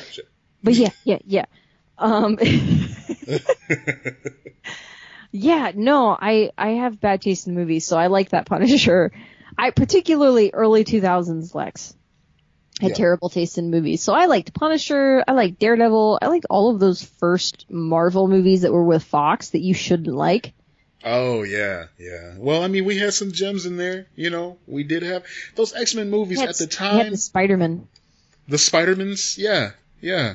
That's without the X-Men, dash. That's yeah. without the hyphen. Spider-Man. Yeah. Spider-Man. Those were some great movies. That was Sony, but it was still some great. That time period, we got Blade. You know, the Blade trilogy, of course. Was that The Fox Blade- or Sony? That was New Line Cinema. New Line.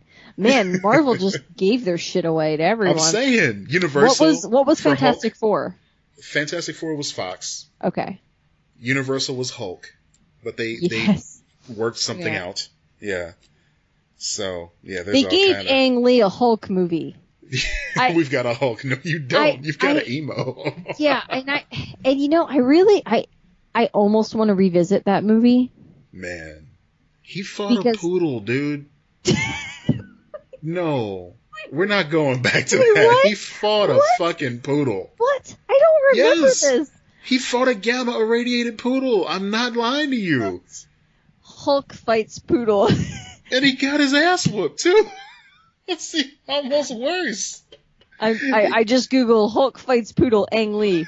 Hulk fight poodle. Hulk fight, because I need to watch this later. Yeah, yeah. I mean, there were certain things about that movie. One of the first articles that pops up is why didn't people like Ang Lee's Hulk? and then within the article it says in which he fights a mutant poodle. Yes. Oh my God, Matt! All of the articles that popped up are people going, what's so bad about this? And people are like, he fights a poodle. Right. That's just the conversation ender right there.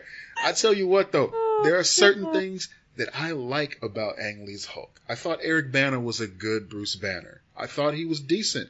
We got a dual cameo from Stan Lee and Lou Ferrigno as security guards. That was cool. It had Sam Elliott. I blocked out this movie. I'm looking at pictures. Oh, these are bad. Oh, it had Sam Elliott as Thunderbolt Ross. It had, now. Wasn't it really long too? It was super long. A big part of it. It was 2 hours and change. Nick Nolte as his dad was chewing up scenery something fierce. There's a scene where he's chained up to a chair and he throws a tantrum. I'm like, he looks like he's got the DTs. He's just going nuts. Jeez. Yeah. 2 hours and 18 minutes. You know what's funny is that in 2003, that's a super long movie. Today, that's pretty average. Yeah, yeah. Just a couple of years, like that is crazy. I'm just amazed. I'm like, who? Wow. Daniel Day Kim was in this. And that was before. And wait, so this was before they gave Batman to Nolan. So, I think you're right. So they were like, it was, because that was 2005 was the first Nolan film.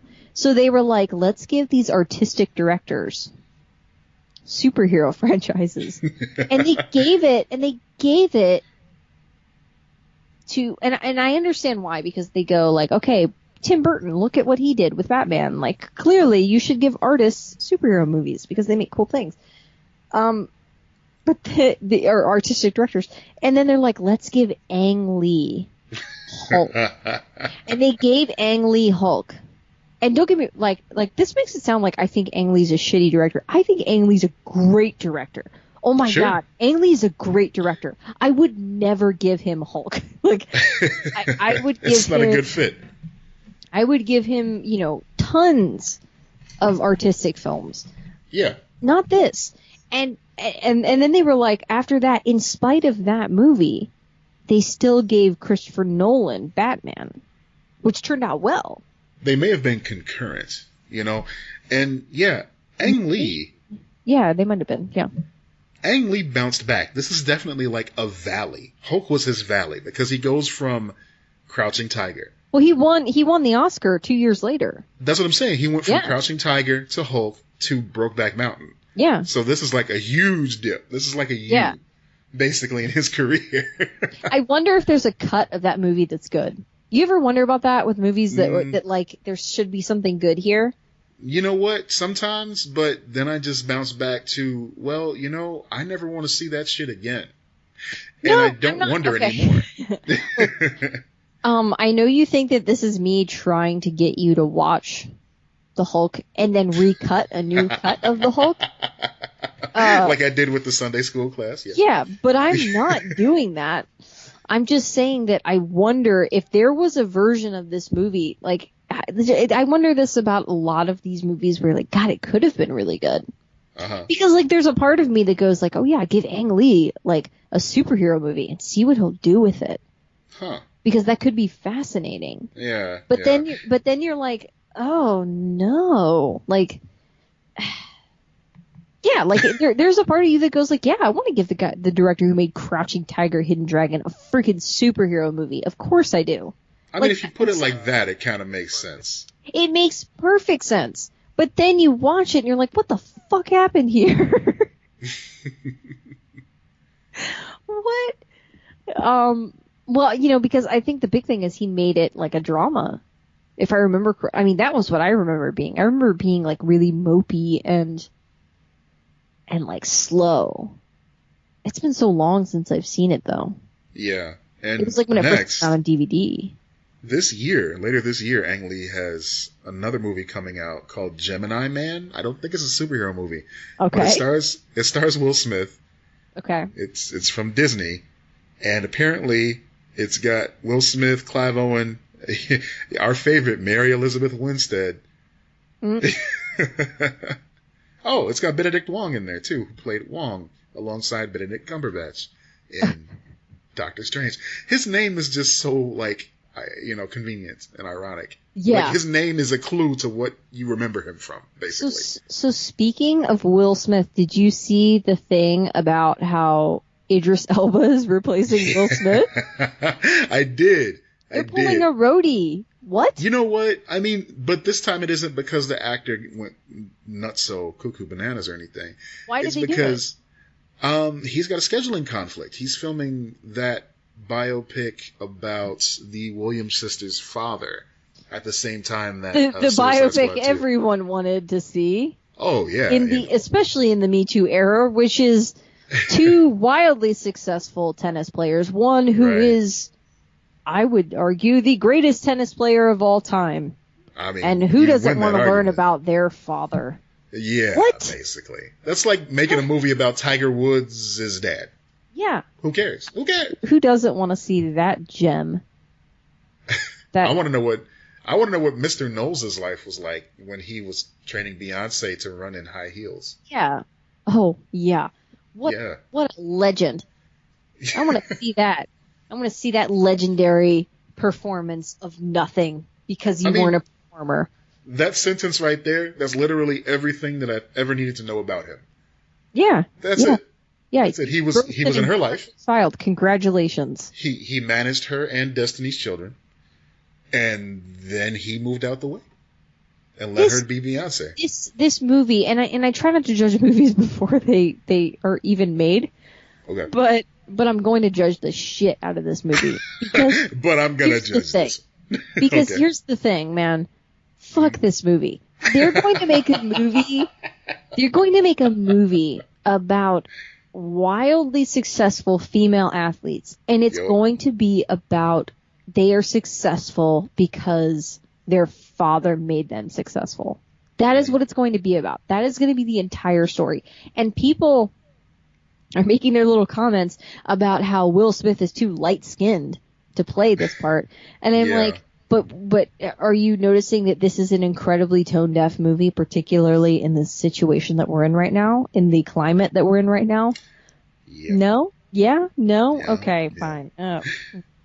I mean, that's The whole this ends like 7 pounds where he's donating all of his shit. I ain't watching it. No, but you know what? This is another instance of, because he knows he's not going to get an award for the superhero film, so he's trying to do his serious movie so he can finally get the statue. He's won no, he's won. He's tried. He hasn't. He hasn't won? No, I don't think he's won an Oscar. Will Smith has not won an Oscar. For Ali? No. Did he win?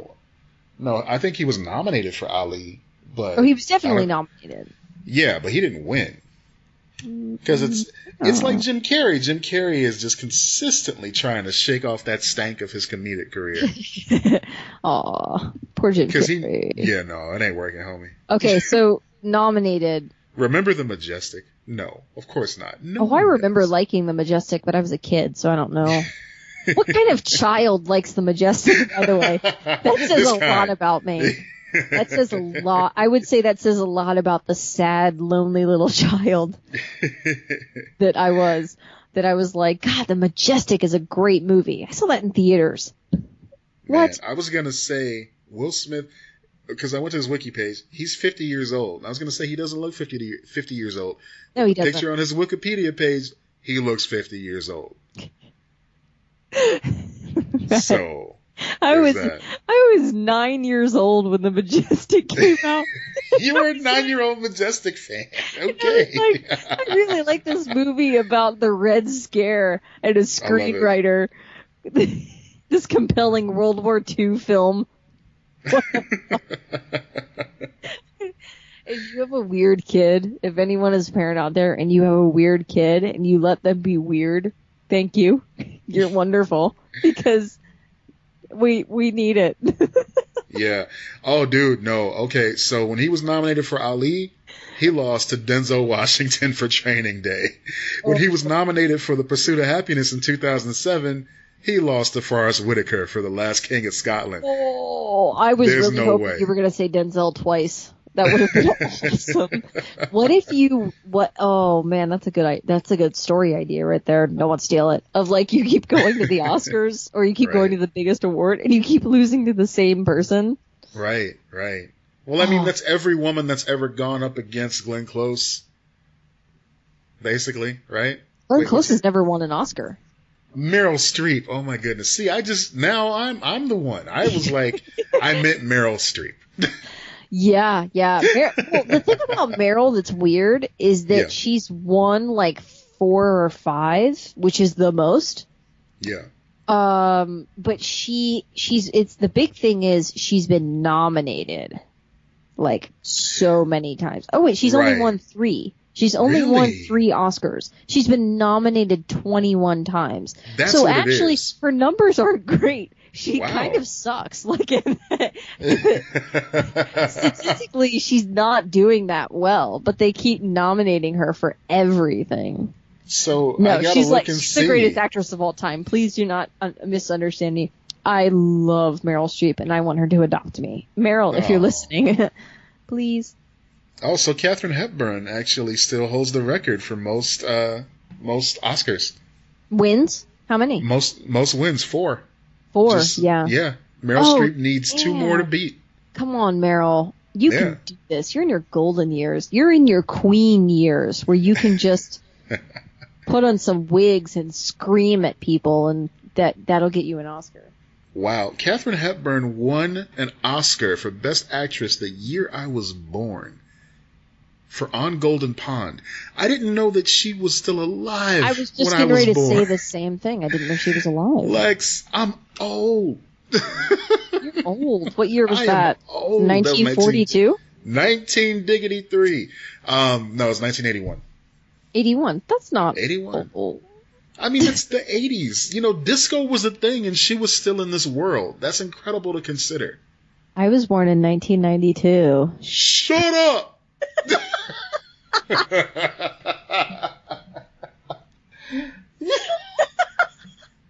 It's like I was born in 1992. Yeah. Are you talking to D? I was talking to D because she was like, why did you make that weird noise? Yes. Why did you just scream shut up to Lex? Right, on the podcast. Yeah. Like that's the opposite of what one does. Because she said a fact. She said a fact. She said a fact that I could realize with basic math, and I didn't like it. Oh my gosh. That is hilarious.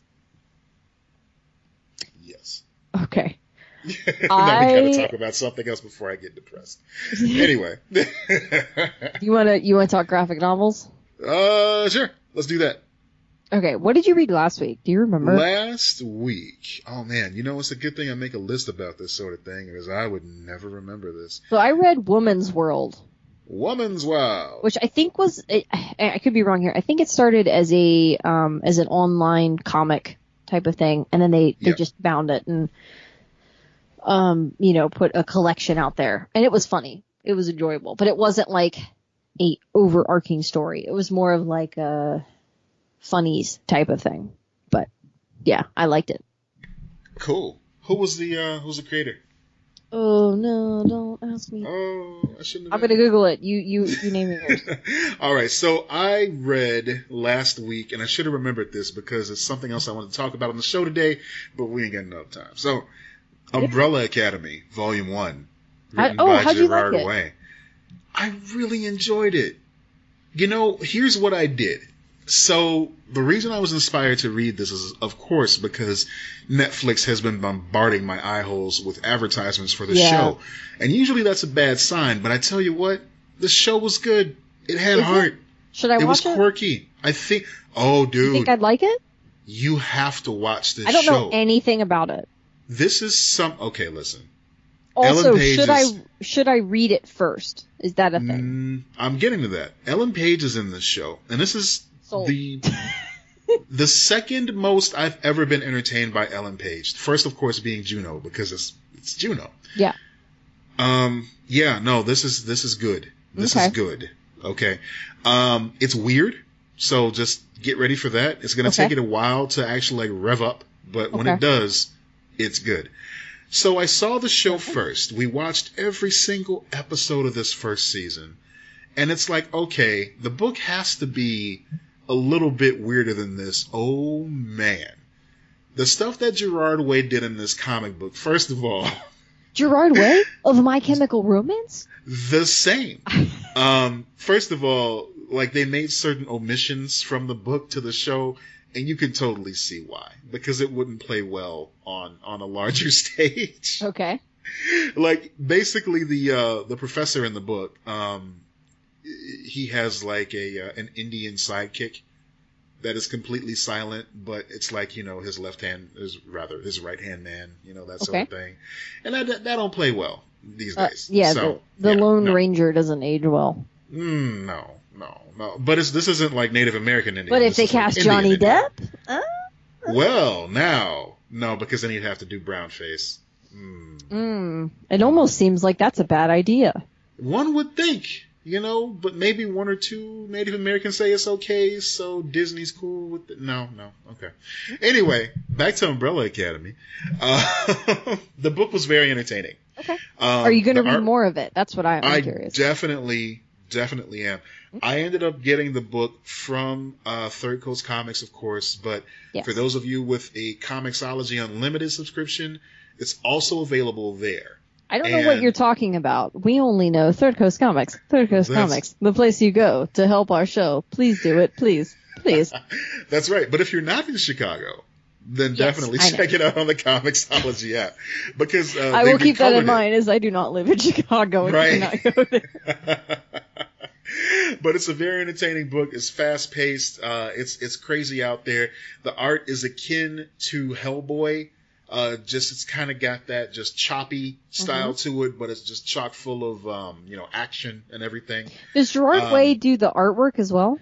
You know what? He did some of the spec art for it, but no, he didn't do the art for the full book. Okay. I'm trying to find this guy's name. Gabriel Ba, I believe his name is. Oh, wait. Is that the guy who did, oh man, I think he did a book that I really liked. Day Tripper? Oh. Is he the guy that did Day Tripper? Maybe. That book is good, guys. That's code for I don't know. You should read that, buddy. That's a good one. If you haven't read it yet, add that to your actually. list. No, you're 100% right. Day Tripper. Same guy. Yes. Get that book, Matt. Add that to your list to read. You'll love it. It's Vertigo, very weird, very good.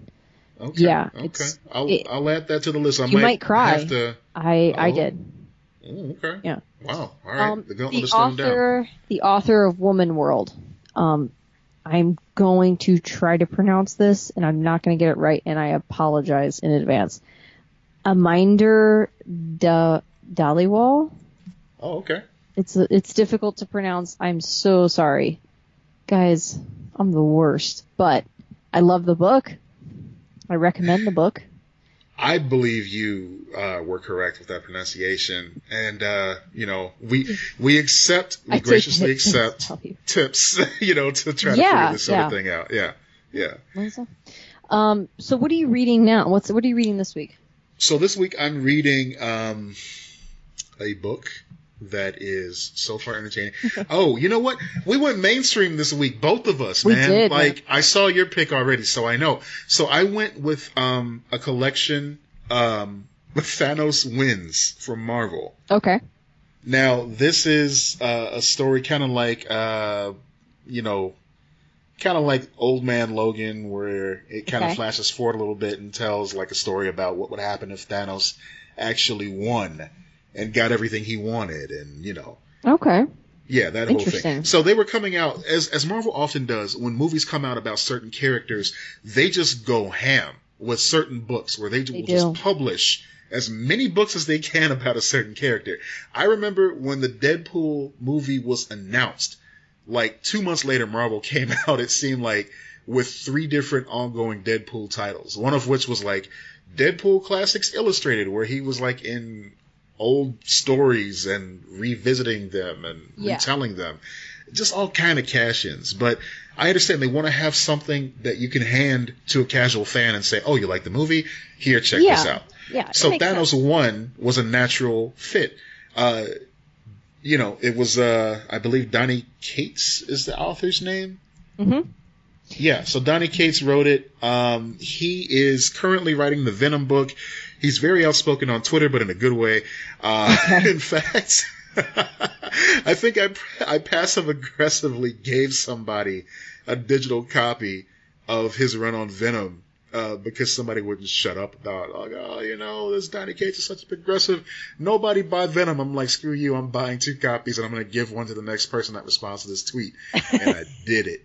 And I liked it. It was fun. It was. Spiteful. It was. His run on Venom's good too.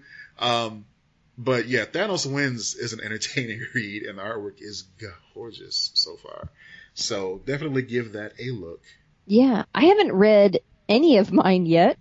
Okay. Because I'm in midterms week, and it is hell, and it is bad. So, I failed a paper. I got to redo it. But I failed. But yeah, no. So it's been bad. Also, there was flooding in my house, and you have to contact insurance companies, and a room is like the guest bedroom, which my grandparents are staying in, is like completely fucked up.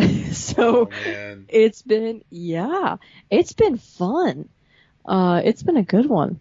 So I picked Amazing Spider-Man, Dan Slott's run, Spider-Verse. Yes, Spider-Verse. I haven't read it. I haven't read really much of any Dan Slott Spider-Man. Yeah. I think I read Spider Island, and that was about it. So I wanted to. So what did you think of Spider Island? I didn't like it back when I read it, but I might change my mind now because I'm not as much of an asshole, or I am in different ways. I'm not as stuck up about things, especially things that I read. I'm like, oh, I enjoyed that. I enjoy more things.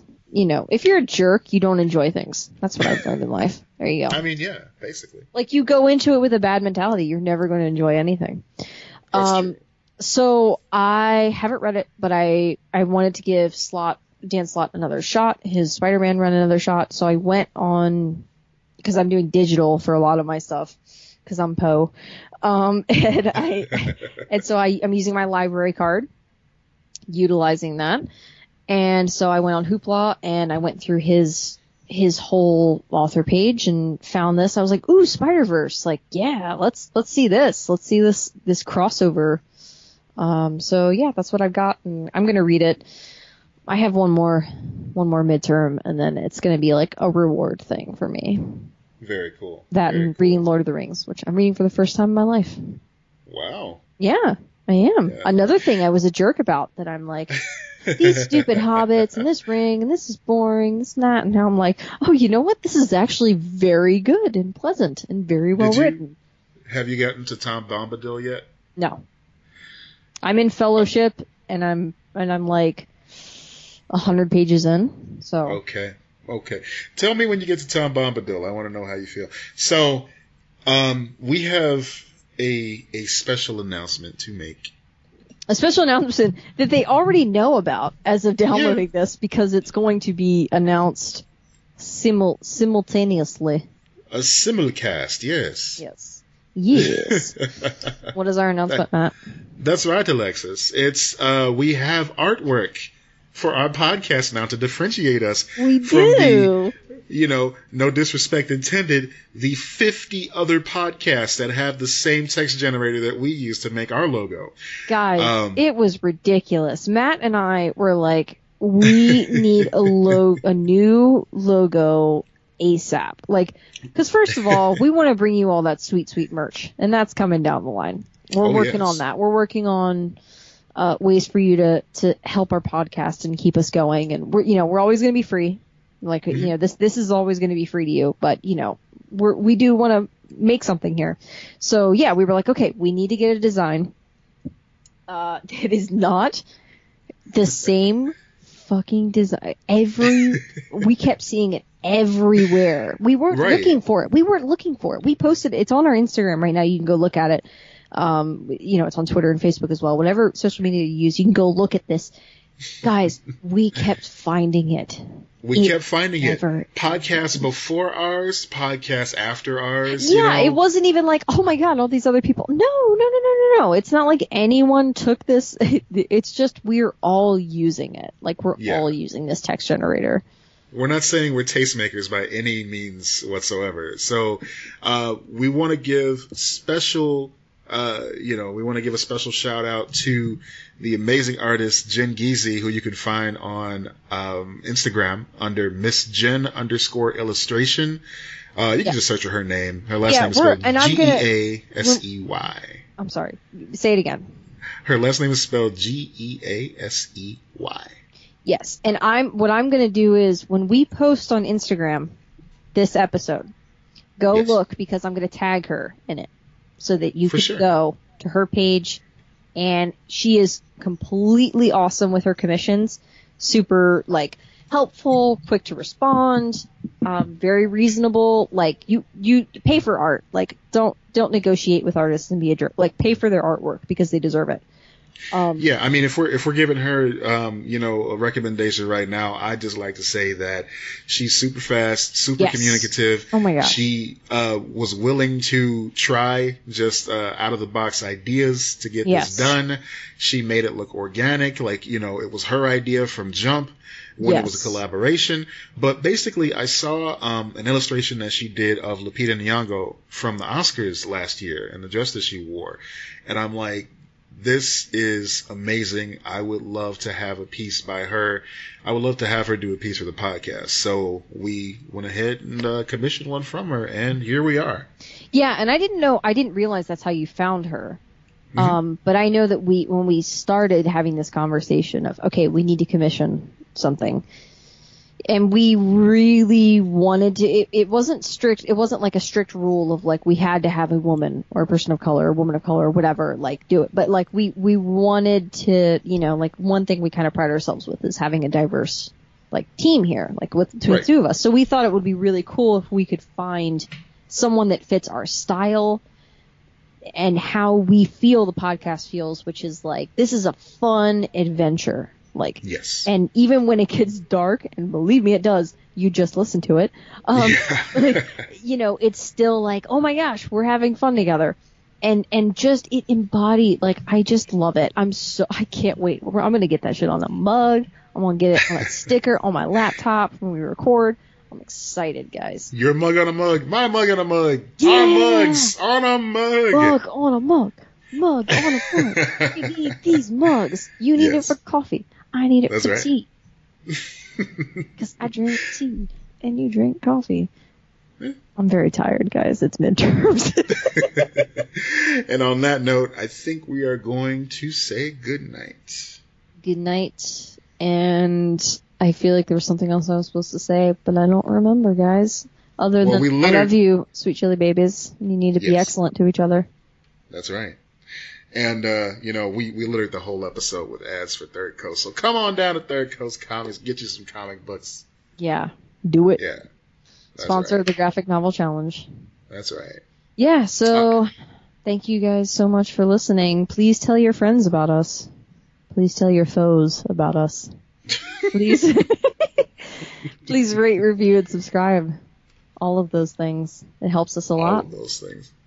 That covers all the bases. On that note, I'm Matt Peters. I'm Lex Lutz. Have a good one. Bye. All right. All right. Man, you sound real mellow.